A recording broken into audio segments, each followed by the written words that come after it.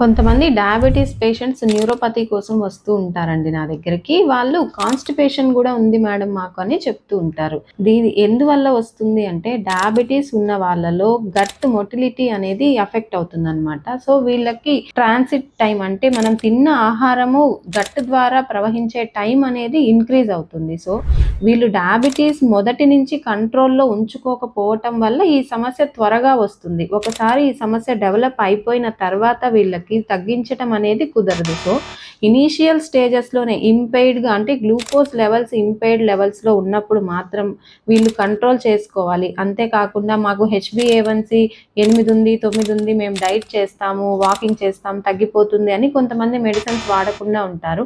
అలా చేయటం అనేది తప్పండి. డయాబెటీస్ కంట్రోల్‌లో ఉంచుకోకపోతే వీళ్ళకి తిన్న తర్వాత బ్లోటింగ్ అనేది రావటము, పొట్ట ఉబ్బరం అనేది రావటం, మోషన్ సరిగా పాస్ అవ్వకపోవటం, తర్వాత డయేరియా, రాత్రిపూట ఎక్కువ సార్లు మోషన్‌కి వెళ్ళాల్సి రావటం, ఇలాంటి సమస్యలన్నీ వస్తాయి. సో ఇనీషియల్ స్టేజెస్‌లో ఉన్నప్పుడే డయాబెటీస్‌ని కంట్రోల్ చేసుకోవడం చాలా ముఖ్యం. నమస్తే, నేను మీ doctor Sireesha, consultant neurologist, Sireesha neuro care, Reddy and Reddy colony, Tirupati.